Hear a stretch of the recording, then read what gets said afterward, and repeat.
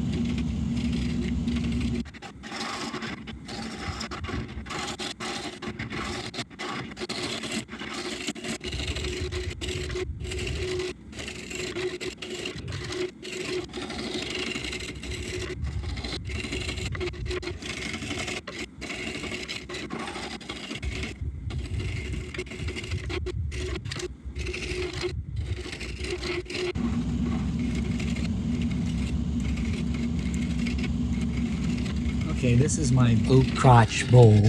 It has a branch that was cut off by a chainsaw, and then the tree started to recover, growing back over it, and then it was cut down. And so you can see that chainsaw marks right there. This is about, 13 inches across. I didn't actually measure it that I remember. It's got a lot of bark on it. I was worried at the beginning that the bark would come loose, and I didn't want to lose that much thickness. It seems to be holding good. I did put some super glue around the perimeter of it. Looks pretty decent here. I do like the look of the oak when the bark is removed, but I also think this turned out pretty good.